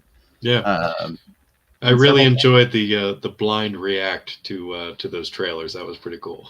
It just seems like a good way to do it, right? It's like better than doing it by yourself, because that's how I find horror movies a lot of the time. Is I'll just go to like grindhouse trailers on YouTube, which is actually where all these trailers have been sourced from. Shouts out to those guys. All our trailers for the 80s showcase and the 90s showcase that will be upcoming were sourced from there as well. High quality trailers all the time. So, if you're a reviewer or anybody that uses trailers for videos or just wants to watch trailers, grindhouse trailers, it seems like the most obvious channel name, because it is. And I don't know why I didn't find them a lot sooner than I did, but I've actually used them for a couple of years to source trailers, because it's just easier than setting up all my shit and capturing it myself. And then why do that? We have the availability of the internet to just steal that shit from YouTube. Exactly. Also, it just feels good to take videos from these fools, man. Like, that's right. You took half of my Godzilla fucking reviews. Fuck you. I'm stealing videos from your website as often as possible. Right.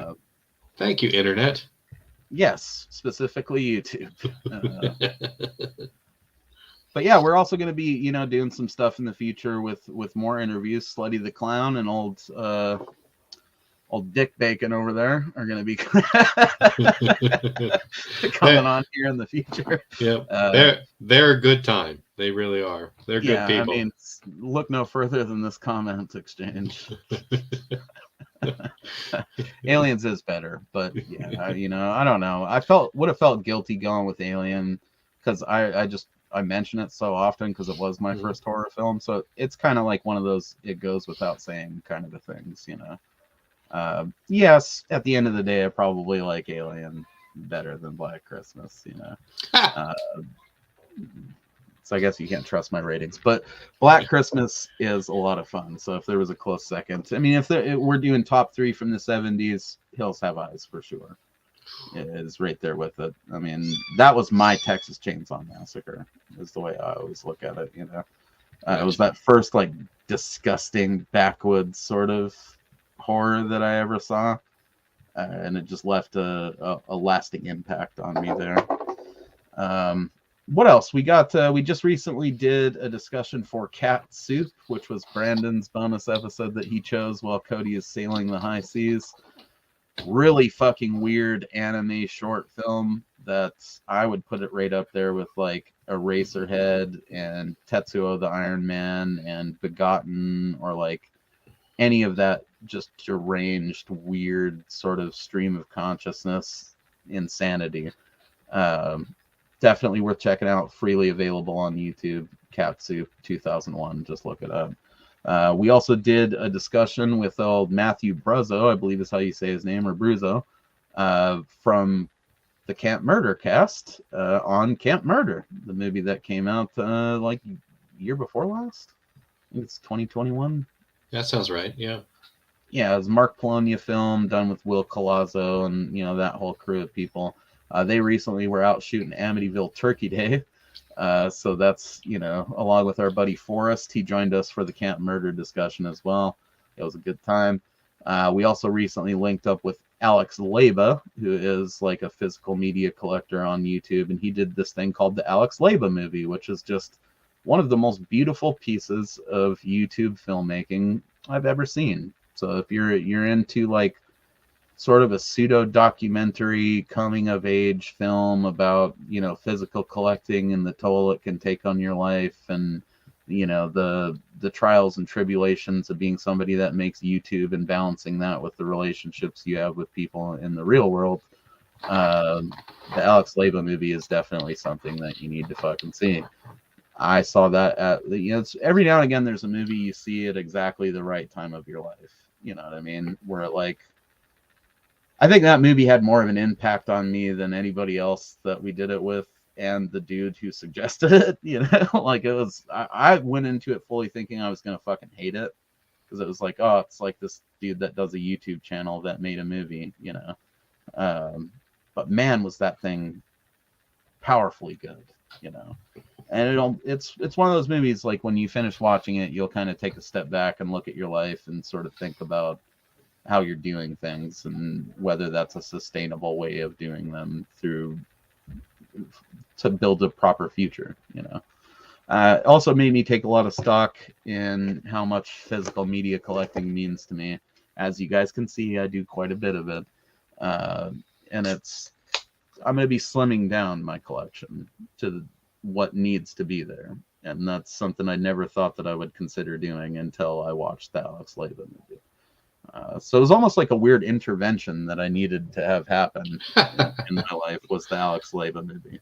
I mean, one of the biggest pieces of advice I took from it is that sometimes you got to put something down to pick up something new, you know. So, you know, life has chapters in it. And sometimes those chapters come to an end, man. And you gotta figure out a productive way to move forward from that point and create the rest of your story, you know. So if you want a good inspirational piece of surprisingly good YouTube content, check out the Alex Leba movie. In terms of stuff that we have upcoming in the future, we're going to be covering Joel Wynkoop's Lost Faith, which is a low-budget, like, kung fu action film in the vein of, well, not kung fu, just karate, martial arts in general. It's just a bunch of white dudes, so calling it a kung fu movie feels not good, you know. Right. It's in the vein of the Chuck Norris fucking action roundhouse movies that we used to see as kids, but it's like a micro-budget version of that from Joel Wynkoop. And then we're going to be doing a double feature of the short films from Face Melt Features. Sean Wright over there, making some good stuff. He recently released his first full-length feature film, which is a feature-length version of Night of the Axe. We're going to be covering the two short films, and then hopefully getting Sean on with us to cover Night of the Axe, the feature-length version. That's something we do occasionally over on Schlockaholics. For you guys not familiar with it, we'll have people that were involved with the movie or directed the movies come on and talk about the movies with us, rather than just doing a straightforward interview. We do those too, but I mean, it's, you know, we like to have them back for like follow-up episodes where, you know, they just sit in like a normal guest during the review and we talk about the movie and they share their insights. So look forward to that stuff in the very near future. I don't know, I guess going out of this here, we could each share a movie recommendation of something we've just watched semi-recently that feels worth recommending. It doesn't have to be from the 70s or anything like that. Okay. I mentioned that I've been supporting a bunch of indie films lately, and there's a couple that are, well, one of them is in fundraising right now. I don't know if you've ever checked out anything from Slasher 15. Dave Kerr is the director and writer for that group mostly, and his wife Amber Fulcher does a lot of the effects. What did he say? Dick Gammon. Dick Gammon. All right. I think I'm going to call Backgammon that from now on. Yeah. So the last feature film that they put out was a little thing called Bloody Summer Camp, which you can check out on Tubi. And I absolutely recommend it. I mean, if you like a camp slasher, that one's pretty good. It's got some good comedy in it. Yeah, you got Felissa Rose in there. You got a lot of ad-libbing from Dave Sheridan. So, I mean, that's always a good time. They got one that's on the verge of coming out, but it's not out yet, and that one's called Go Away. But if you go a little further back, they did those Curse of the Slasher Nurse, and they did Return of the Slasher Nurse. I recently watched Return of the Slasher Nurse, And I gotta tell you, I laughed my freaking ass off at some of the dialogue that was in that movie. So I mean, it might have been a little rough with what the final cut looked like, but I mean, you had plenty of gems as far as dialogue that you can take away from that movie. So I recommend that. That's a good one, and I like the connection to Curse of the Slasher Nurse because I just got a copy of that in last month, tail end of last month. I got it through Todd Cook of Scream Time Films. I'm not sure if you're familiar with him, but you need to be, dude. He was. I've heard that name. He also goes by Todd Jason Falcon Cook, and he was a pro skater for a period of time. He actually has a signature move in Tony Hawk Pro Skater 4 that they put in there as like a tribute to him because he's such a fucking weirdo on a skateboard. And when you see all of his indie shot on video horror movies, it comes as no surprise that he would be such a weirdo about it. I'll actually grab them real quick. 1 second. Okay. I'll show you what the Scream box is all about because you're gonna want to get in on these, dude. All right. So basically, how the Scream box works is, let me wet the whistle real quick, you guys. This is important. You go to screamtimefilms.com. You see a list of movies that they have there presented for you to put in the Scream box, and you select 10 of them. You pay Todd $40, and he sends it to you in one of these delicious little decorative boxes with artwork on there. You know, double-sided artwork. So this one actually has the Axness short films in there, so that's why I chose this as the main artwork. And then it just came with another Evil Night artwork on the back. They are sent in these paper sleeves, but at that price, you can't really beat it, and it gives you an easy way to like support, you know, Todd and his label while, you know, previewing the movies. And then anything else that you like you can be bought for like $10 a piece through Todd in an individual case. You know what I mean? So you can, you know, use this as a cheap, easy way to collect all of the movies that Todd has available over there, or at least 90% of them. And then the ones that you like, you can easily reorder through him. And I'm pretty sure, I haven't tried it yet. I'm about to in the very near future. But I'm pretty sure if you hit Todd up and just ask him, like, look, dude, I already bought the movie from you, but if there's any way I could just like buy the case and the artwork from you, I'm pretty sure Todd will do it. He just seems like there's a good chance that Todd will fuck with that, you know. I went hard as I always do, and I bought 3 of these bad boys like right out of the gate. So I got 30 movies from this motherfucker. He's also really good about separately releasing like you know, making of stuff for them. So, like with this one, I got the Death Metal Zombies movie in there. That's why I chose that cover art for the box. Again, double-sided no matter what you do. I'm pretty sure he just... I don't know how this works, but, you know, I got it. And then I also bought the making of Death Metal Zombies, which is like a 2.5-hour long documentary that he shot of making the movie. And yeah, Curse of the Slasher Nurse isn't one of those. I believe I also got it in the last run that Todd did of it, because I think it might have moved on to different distribution, because I noticed when I went on there to start putting together my 4th Scream box, it was no longer on the list of films. But it was for sure on there because I, you know, bought it and ordered it and got it from him. So. Awesome. And they, you know, distribute a bunch of modern horror films now. It seems like Todd's kind of taken a break from making the movies and sort of just started distributing them, which is fine. He's made a lot of them. Night of the Clown, I think, is another one that he did. And he's also a big fan of like having his movies remade. I'd sort of heard of Todd Cook before, but how I actually got like directed to actually go check out his stuff was from Chris Seaver of all people. Okay.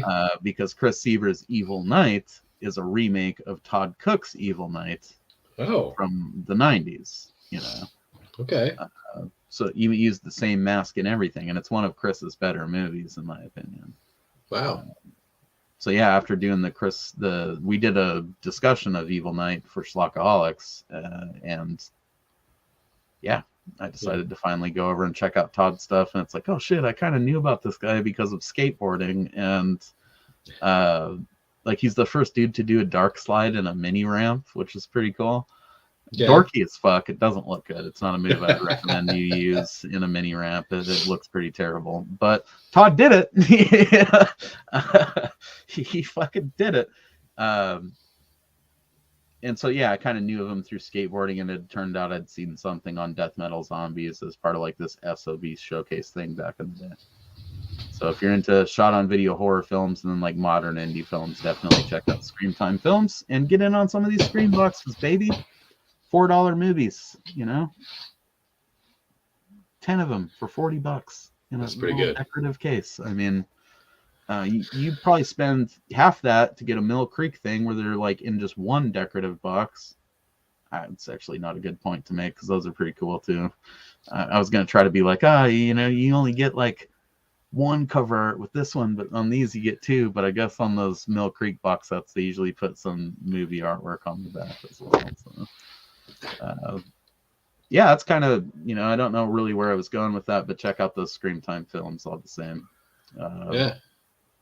Oh, movie recommendations. You had talked about that film and then Curse of the Slasher Nurse. That's how we right. Looking forward to checking that one out. Was it like from like 2015 or 2017 or something, the first one? You're in the ballpark, yeah. I don't remember exactly what the year was. Might have been 2017. Well, it might be Return. It's in that sort of late 2010s era. You know, we're really cursed these days with not having good things. So we can't just say the 20s for what we're in right now. Right. It's the 2020s. You know, it just does not roll off the tongue. Oh, I'm sorry. 2019 was Curse of the Slasher Nurse. I was off by 2 years. Okay. Yeah, I was off by several. I'm sorry. Return of the Slasher Nurse. Sorry. Return of the Slasher Nurse. Curse of the Slasher Nurse, of course, was before that. I feel like 17 might be right. I think you were right, and I was at 2015, so it splits the difference. Yeah, 2017 was Curse of the Slasher Nurse. So. They both, I mean, obviously I've not seen the second one, but based on the first one, like what I saw of it, and I think I watched the trailer, it does look worth checking out. You know, it's modern indie stuff, so something I'm going to be fucking with soon. That and the Night of the Clown stuff, and then I think it's Demon Dolls is the other one that he has like an original version of and a remake are the ones that I'm most stoked to check out. So, and then he has a whole fucking box set of his skateboarding footage from over the years, you know. Because he was such a weird skateboarder that when I say he was a pro skater, what I really mean is he invented his own company and turned himself pro. Because that's, you know, so he might have been the progenitor of what all these YouTube pros do nowadays, where they're not really pros. It's not like Baker or Birdhouse signed them to be, you know, a skater for their team. It's that they invented their own team of, you know, fuck stench skateboards or whatever, and like made themselves the first pro rider. It happens a lot nowadays, unfortunately. Gotcha. But Todd's legit. It's just a weird style of skateboarding. Yeah, so if you're a skate fan, you'll find a lot of content that he's done over the years that's worth looking at as well. My recommendation, my recent recommendation, is definitely going to have to be Carousel. If you've not seen that movie or the second one by Steve Rudzinski, I think his name is, you have to fuck with those, dude. I think you guys over at Hamityville owe yourselves to cover Carousel 1 and 2. It's exactly what it sounds like. A carousel horse, unicorn to be specific, just goes on a rampage. It gets tired of people disrespecting it, so it detaches itself from the carousel and just starts killing them. Wow. It's the best. I haven't seen part 2 yet, but I've heard it's amazing, and part 3 is on the horizon. So if you guys lined it up right, you could cover part 1 and 2 and then be ready to go for part 3 when it drops. Hit that shit while the iron's hot, you know. Yeah. Get those sweet views. And Steve is, you know, very vocal indie creator. He'll get on your shit and comment on it, talk with you about it. We're hoping to have him on the show here real soon. So very cool. That's my recommendation for, you know, recent watches would be Carousel. I guess another honorable mention I would have to throw out there would be the Meat Hook Massacre franchise. I've been slowly working my way through that. I'm on part 7 currently, and well, there's only one more part to go, thankfully. It's not the greatest, but if you like indie horror and you're a fan of Texas Chainsaw Massacre, you'll like them. I would say of the 7 that I've watched so far, or the 6 that I've watched so far, there has been 3 that I would say that every indie horror fan needs to see, especially if they're also a fan of Texas Chainsaw. So, very cool. I don't know, man. I mean, we've got 10 minutes. It feels weird to not make this 2 hours when it's an hour and 50 minutes long. It'll just feel like we didn't go the distance. So, all right. Do you guys got any, goals for the Hamityville podcast? I mean, I think it's important for any of us in this realm to have some sort of like game plan for where we think that this shit's gonna go to some extent. Yeah. What's your guys' drive over there? What's like the thing that you're hoping to provide to the community with it? I mean, for us, it's very much not as much about like, getting big or anything like that. Like, I doubt this will ever be even as big as Dead and Lovely. Yeah. But, my hope is to just encourage people on a small scale and maybe someday a larger scale to just watch more of this stuff, Right. That's kind of it. I mean, it seems like from what I know of you guys, from my interactions with you, you guys are much more about like giving a platform to the people to talk about it. And we're into that too. Yeah. That's the direction we've gone. I mean, we started out with movie reviews and then decided, hey, let's throw some celebrity interviews in there. And then it just kind of morphed into, it's like, well, why aren't we tapping into the indie scene? Because there's lots of that stuff happening, and we're seeing some of it. And I think we kind of dipped our toe into it with some fan films and things like that. And then we went a little deeper and started talking to people who were legit doing completely independent productions that were, self-produced and distributed. And if I had a goal for what we're doing, it would basically just to have a farther reach, to where more people would get exposed to some of these cool indie films and, like small-time filmmakers that don't get the spotlight that I think they deserve. You know what I mean?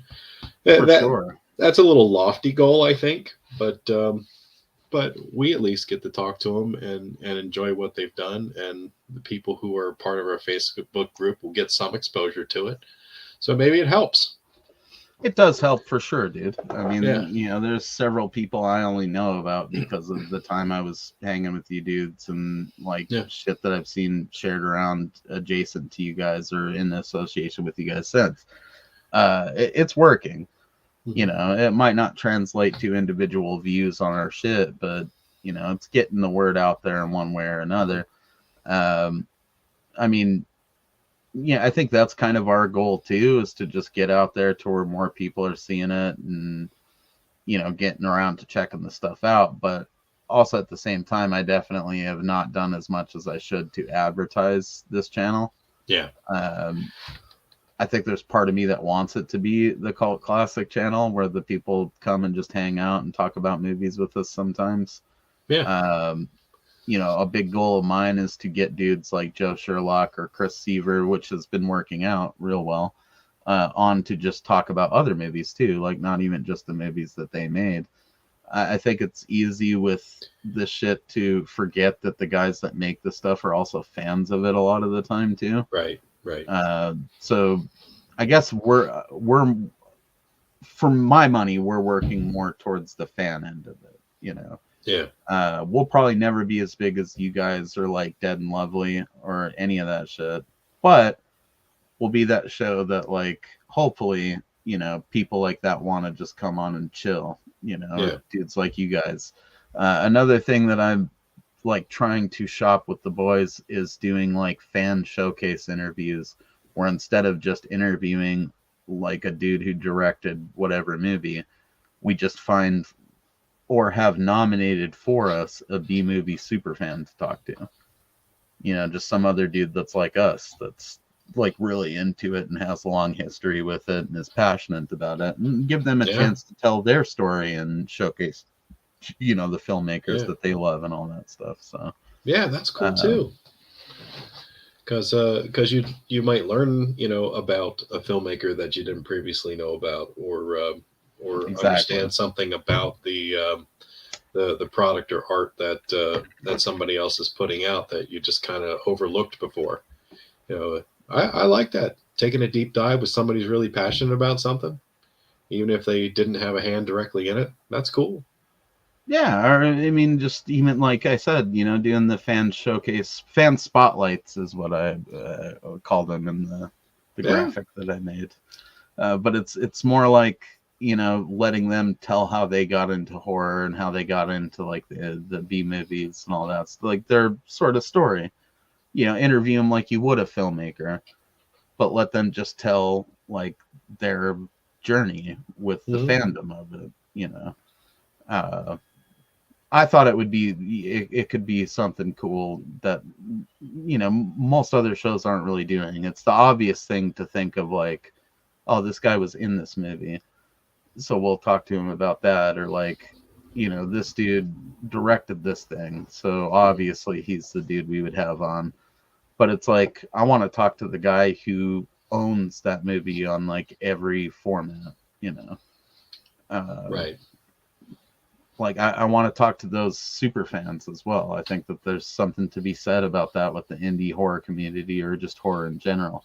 We never got our Trekkies, bro. Oh. We just didn't.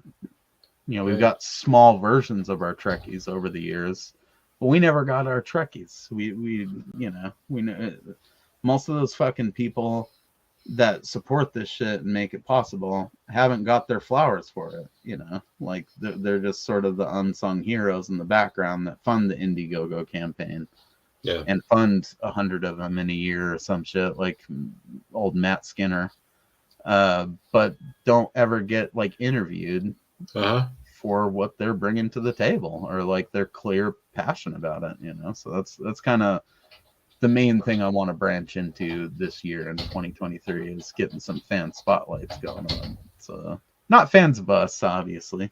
Right. We don't got a lot of fucking subscribers, you know, but fans that are mutually fans of the shit that we're building our channels on. You know? Right. Kinda... I get what you're saying. Yeah. Yeah, that would be a focus, because I mean, you know, to get somebody on who is a fan of me, that would be a very short conversation. I mean, I've got fans. Yeah. Just, yeah. You know, not a lot of them, but they're there. You know. Yeah, I believe they're out there somewhere. I don't know if I'd want to interview them about why they're fans of me, though. That'd feel a little gross. Yeah, maybe. But I feel like, you know, dudes, especially like guys like Matt that contribute to a lot of campaigns, I feel like deserve to get spotlighted, you know. Oh, totally agree. That guy is all over our Facebook page. Dedicated. He is constantly promoting something, and he is constantly contributing and exposing cool things about the campaigns that I didn't know were existing because I wasn't following the campaign. Yeah. You know, like a neat perk, you know, a good, hey man, chuck in $30, you get an IMDb credit for it, you know, and I'm like, hey, that's kind of awesome. Yeah, he's an invaluable resource, you know, which sounds like a weird thing to say about a dude that I've never had a conversation with outside of Facebook, but Matt is dedicated and very vocal supporter of B movies. Yeah. And you know, he's one of the guys I'm going to be coming to, you know, for a list of like movie releases from this year when we get to doing the Weed Whacker Awards next year, which we're rolling that out, baby. Yeah. Clint can verify that the Weed Whacker Awards is something I thought of like 2 years ago almost. And it's basically Fangoria's Chainsaw Awards, but for low budget indie fucking horror movies. Okay. You know? I like that. And we're going to be having a costume contest with prize giveaways, and it's going to be awesome. Yeah. But that's coming like spring 2024, you know. Yeah. But at the end of the year, I'm going to need that list of like, you know, movies that were like released in 2023 Yeah. And Matt's gonna be one of the first dudes I hit up because he fucking funded half of them. Yeah. Well, if not 2/3 of them, you know. See if you can get him on as an award presenter. I'll definitely, of course, yeah. I will he's definitely gotta be tune there in for that. Yeah, I feel like him and his son have to be on there for that. Him and Charlie. Great. That would be great. Yeah. We'll get old Slutty the Clown and Dick Bacon up in there as well. Yeah. They were awesome. I'm sorry, man. Dick Bacon is going to stick, I think, because it's just so fun to say. So we have hit the 2-hour mark. Clint, we're done. We got there. Thanks for tuning in. You know, as always, you can check out all of our links in the description below. I don't have my fancy graphic up over here for the link tree this week. But the Hamityville dudes are down in there. Chris Seaver, Crept From the 80's, you know. Killable Productions, Septum Sin versus the World, and my channel, of course, Retro Cult Home Video. Thanks for hanging out. This has been the very first ever episode of Midnight Movie Massacre. I think we're better for it. I think it went real well. Thanks for joining us, Clint. Yes, sir. Thanks for having me. Hit his link up first down there.